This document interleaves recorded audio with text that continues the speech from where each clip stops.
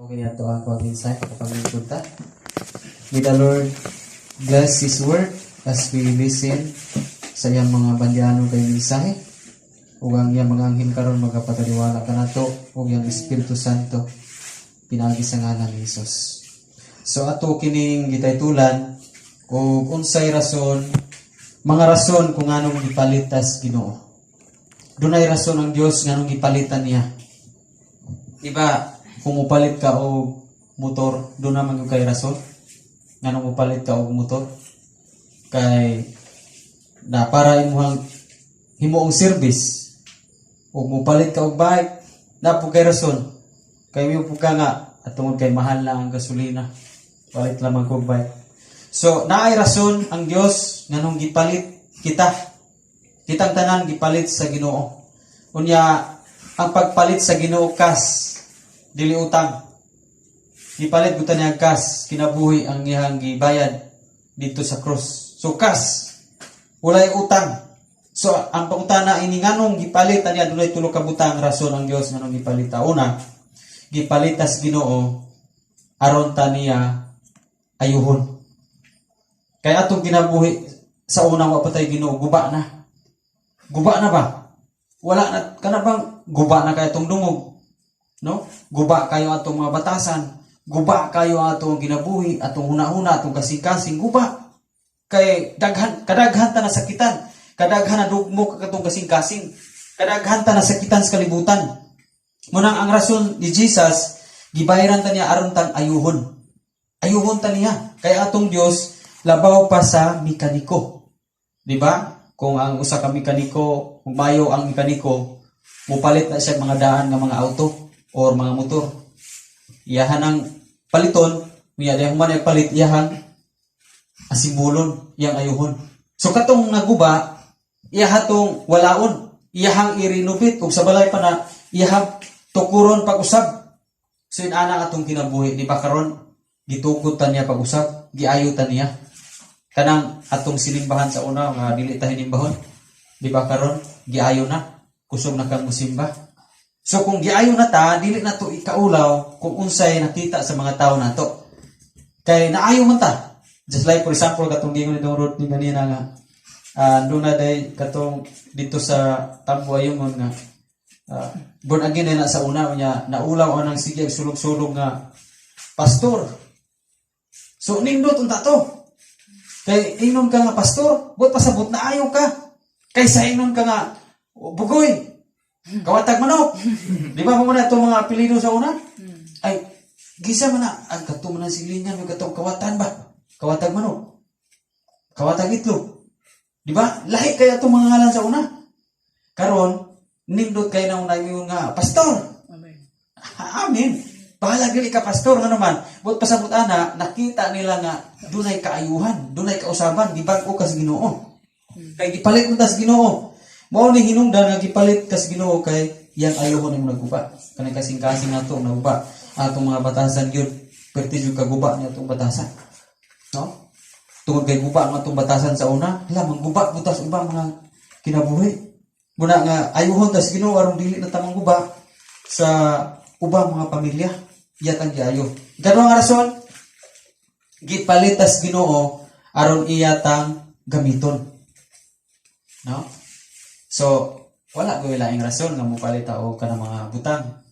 Lain pug kayo nga nagpalit kag butang imurang gibutang dito suop, wa gyud nimo gamita. Palit kag kalaha. Gamiton ganiyo parang tulahan o gisalan. Diba? Palit ka og sinilas, no? Naawi tao nga gapalit og sinilas, ya sigira pong gatiniil kada suroy. Sa may gamit anang sinilas. Para itaon. Para dili makuha na imong kubalan ni punti. Pero namin silingan igsuot para dili kalas. Gapalit sa sinilas pero magsikti niil. Kada ra manabo siya, Domingo, Biyernes, oray suot na sinilas. Pero balaing adlaw magsinag tiniil. No? So gipalitas Ginoo aron ta niya gamiton. Gamiton yun ta niya. No? Basta kinabuhi ni Roldan. Nagamit na siya. Na gitar. No? Nagamit. Si Day Jocelyn nagamit siya kulo kabot anang kuan anak gipalit tas Ginoo kay aron gamiton ta niya sa iyang buluhaton. Ang uban gigamit sa pagampo. No? Naigampo ganiya. Sa una, di ta kabalong mampo. Kaya kung ta naayo. Pero sa tayong naayo ta, iya na ta gamiton. No? Muhalad na kanta. No? Muhatag na ta. Mukasaylo na ta. Di magamit na. Sa una, wag tayo gamit. Kuso kayo ta mo arangkada sa una, kaya wag tayo gamit. So, ikatulong rason, ato rin dalion. Ikatulong rason, nganong iyatang gipalit, kay iyahatang bagayon. Kanang mo bagay gud sa iyang kabubuton ba? Kaya ato ginabuhisan na, di gyud bagay. Di gyud maayo ba? Now, ang gitar, kung dili na siya mabagay, muli kramo ang gagamit. Isang ko, saya ba pa na yan? Di ba? Ang Ginoo, kung di po ta mabagay, yung isang kaya baga ni mo eh. Pabagay sa gunako. Daghang mga tao ron madili magpabagay. Nga naman, gamay ra liso. Abi ni mo sa gitar, na pa mag-uwi liso unon. No, di ba? Tulong mo na, kaunam ka buk liso unon. Usari maliso anak. Ini kuskus anak dungan. Purot na kayabag kung usari maliso. Muna nga, usay sa una, nalisuan, tagpangisip. Muna pertigit ang kayabaga sa una. No, sa tubangan sa Ginoo. Pero salamat sa Ginoo, kay sa diyang ipalita, wa man tanan dito surog ka, nindot og tunog sa atong pagkinabuhi. Pero inanay ta niyang liso. Masay magkaroon kas pulo sa Ginoo mo kung giliso ani pastor. At kita po kayo, kay gibagay kas Ginoo. Muna magpaliso ta. Kay o ang gitar di magpaliso, ay na di mabagay, di po siya magamit. So gipalit tas Ginoo aron iyatang bagayon. So karon iyon sa diris maong bersikulo. Busa kay gipalit naman kamo, gamita ang iyong lawas para simaya sa Ginoo. Sugot pasabot nga dili ta pwedeng mo gamit sa gipalit na sa Ginoo. Now, just like for example, kanang cellphone, nagpalit man tag cellphone. So, kung ako mo gapalit anang cellphone, ang kisa may mo gamit, ang gapalit. Di ba? So, gapalit ko. Unya, lahi ra mi gamit. O, pwede man, imong pahulaman. Hulam ray tawag. Pero, kung gipalit ko na nimo, ikaw gyud sagad ang mo gamit, anak. Nya, di gyud na pwede ang cellphone o magamit-gamit sa siyara. Kita ba kag cellphone nga Facebook sa siyara? Gaunay-unay ra sa YouTube dito.